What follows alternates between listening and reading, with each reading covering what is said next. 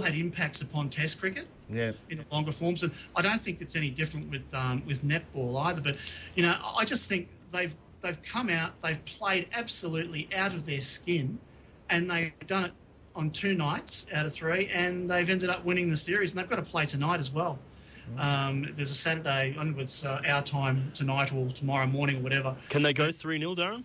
Well, they're 2-0 up now. Yeah. So there's every chance they can. And I mean, if we go out there with Catherine Cox shooting, Susan Prattley at goal attack, Monia Gerard at wing defence, you've got Rebecca Bully as goalkeeper, Chanel's their goal. I mean, that's probably the best side at the moment that we're able to field because we've got a lot of players back here in Australia. Yeah, there's every chance they can go 3-0. There really is. And, geez, I'll tell you what, anybody who has played in that series will never, ever forget it. Yeah, that's true. And that's on both sides. I mean, if you're an Australian, you don't want to be coming back to Australia and saying you lost to England in a series. It's not good for Australia to lose that way, but is it good for the game overall to see England come up and get this victory? Absolutely. It gives things like the World Championships a bit more credibility. It's because netball's got the same problem that rugby league has. Yeah. In that there's only 2 or 3 teams that have that sort of credibility at the very, very top level playing against each other. So if England can be added to that triumvirate at the moment of Australia, New Zealand and Jamaica, having 4 good teams, 2 great teams and 2 others that can actually take them on and on their day proven now that they can actually beat them. I think it's great for the game. The other thing too, February 9 is round 1 of the Fiat Netball Super League in England. It'll be interesting. It's a competition now that we're probably going to need to start keeping an eye on because we've actually got players in Australia who haven't been able to get a contract at ANZ level, who have actually gone over there to live for a while and actually start playing in that competition. Well, tell us a little bit more about that competition, Darren. What exactly is it and what sort of players are over there? Yeah, well, basically it's England's equivalent to our ANZ Championship, only it's not really an international competition. It's a we've actually got an ex-Firebird who's actually captain coach of the Surrey Storm over there, so I've been keeping a bit of a close eye on what's been going on. That's Tamsin Greenaway. She's a bit of a glamour girl for the Firebirds, but a hell of a player as well. It's funny for her too. I mean, she'd be kicking herself about this because if memory serves, I think she just recently retired from international netball, and all of a sudden her teammates have gone and beaten Australia. So she'd be absolutely kicking herself because she would have been living for this moment to actually do it. But look, I think the competition itself is obviously seen as a poor cousin to Australia and New Zealand's national comps. But after what's now happened, I think people this season especially will now be keeping an extra close eye on what's going on. Well, we'll talk more netball in the coming weeks and months as the season all starts to heat up. When exactly does it start to really heat up, Darren? Well, the England stuff starts February 9, and I think a couple of weeks later we start looking at our ANZ Championship. I can't remember when round 1 is for the ANZ. I think it's right at the end of the month. Either way, it's not that far away, and it's something we'll be talking about more as we push on the show in future weeks. But we're going to go to a break now. Stay with us. When we come back, we'll talk Anthony Mundine versus Daniel Gill 2. Big fight coming up this week. Animal management laws are now unified across all of the Logan City area. Desexing of all cats is now mandatory unless you are a registered breeder. Amongst other amendments, the law has changed regarding the number of dogs and cats that can be kept on your property. For further information about the changes and about all animal laws, contact Logan City Council on 3412 3412 or check Council's website www.logan.qld.gov.au. Logan City's 101 FM provides the best entertainment to you 24 hours a day, every day of the year, and needs your donation to allow us to continue to be your voice in the community. Help us to maintain this service by pledging your donation now on 3808 1101. Thank you from the original voice of Logan City, 101 FM.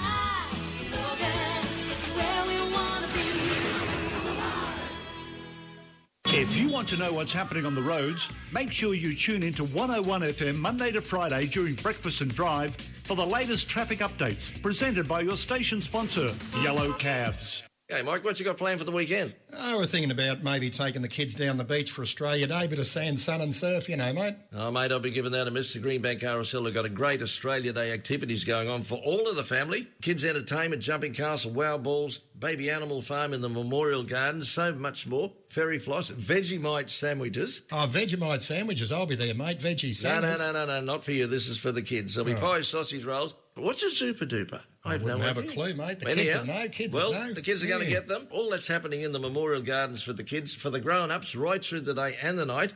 There'll be the Soul of Us Down Under Cafe, dueling piano, Starlight Lounge, a great DJ in the Starlight Lounge as well. And downstairs in the sports bar, the Bundy Girls will be there. Oh, I don't know, mate. I don't know if I'd be allowed to go if there's Bundy Girls. Well, just don't tell the wife. Actually, I was just thinking, I'm logged in to do Saturday Night Party Mix at 7 o'clock. Yep. So, would you mind... I can see what's coming. No. Would you like to do that? I'd like to go and see the Bundy Girls at the Greenbank RSL Australia Day activities all day. I'm sure you would. It'd be good for my heart. It would. I tell you what, why don't you ask Athol Cowan if he'll do Party Mix Saturday night and we can both go. Now, there's a thought. Girls. Greenbank RSL, great Australia Day activities all day. Great stuff for the kids with the jumping castles, all of that in the Memorial Gardens, activities for the adults, right through till the wee hours of the next morning. Sounds great. That's at our sponsor, the Greenbank RSL, Anzac Avenue, Logan West, 3800 7746 for more information. Sounds great, mate. See you there. Thanks, Athol. 101 FM.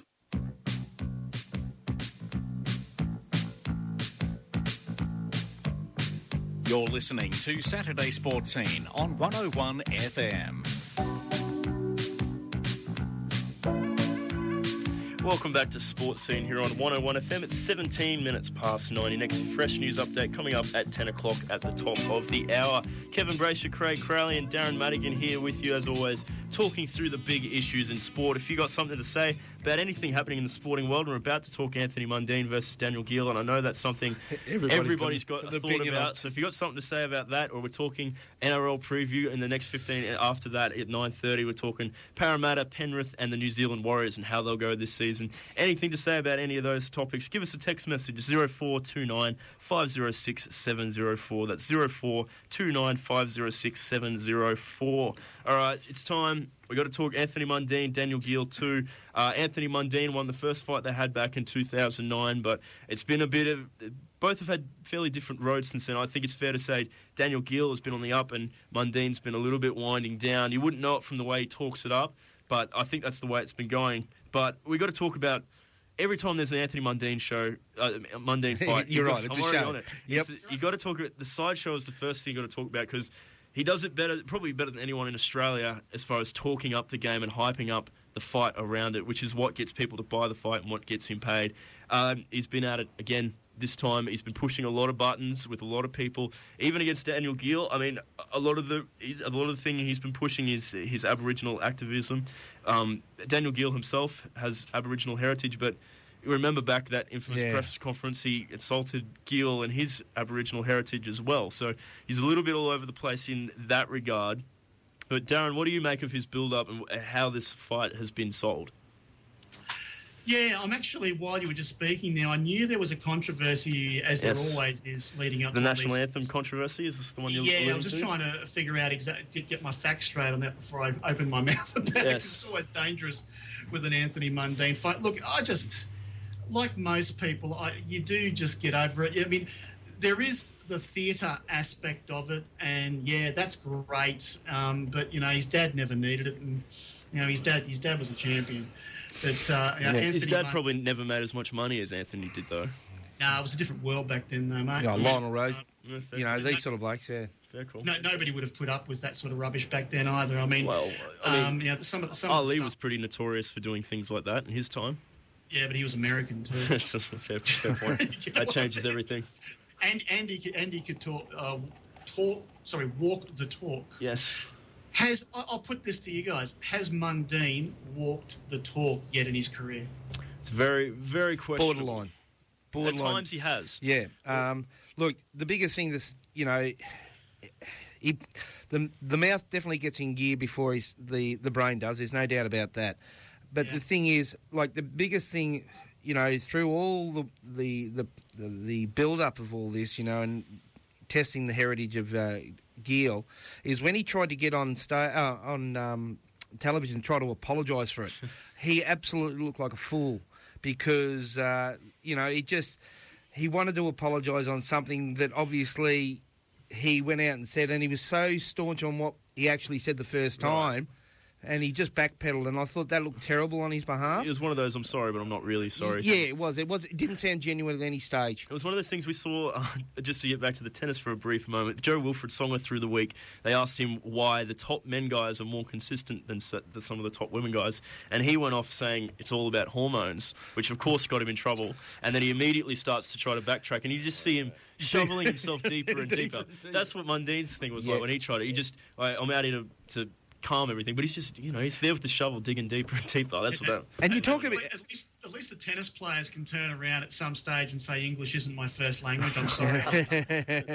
But the thing is, you got to remember with Mundine, his father Tony, he was his manager for quite some time, and I don't know if he still is or not. Quote me if I'm wrong, but but he was. So he's obviously got a lot to say about what he should be saying.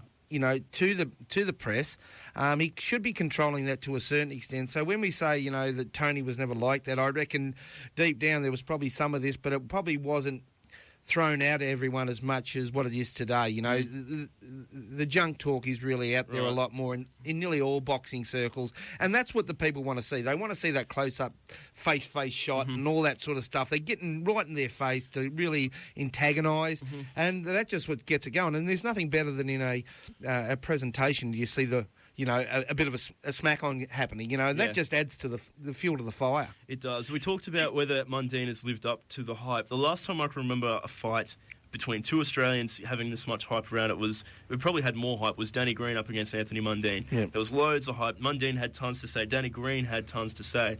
Mundine went out there and he beat him up, really. He gave it to him. And, there's loads of excuses of Green came down a division, but Anthony Mundine walked the walk that night. And you could argue that he gets in the opponent's head. I know Mundine hasn't done it on the world stage, really, but he did it that day against Danny Green. And you can tell that's what he's trying to do with Daniel Giel. Whether he gets in Daniel Giel's head, he probably did back in 2009. But Giel himself has said he's a very different fighter now to what he was then, and that Mundine's tactics won't affect him.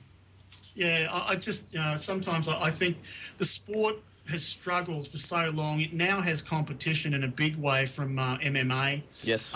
The television side of things is huge. It's taken over pretty much in the United States. Australians love it, absolutely love it. I just, and we've got some damn good fighters in Australia. I mean, Les Sherrington, people like him floating around. And I mean, we've interviewed Les on the show. We've spoken to him at length, over lunch and stuff like that. He's a really good, decent bloke. And, a guy like him just goes out and does the business. Right. And I really do think we need a few of our guys to just go out there, be successful, do the business, talk with their fists, do it on the world stage, and give the sport some credibility. Because I genuinely grew up absolutely loving this sport. I mean, my Saturday afternoon consisted of watching, Sugar Ray Leonard hosting Golden Gloves, and then it was VFL Match of the Day afterwards, and all that sort of stuff.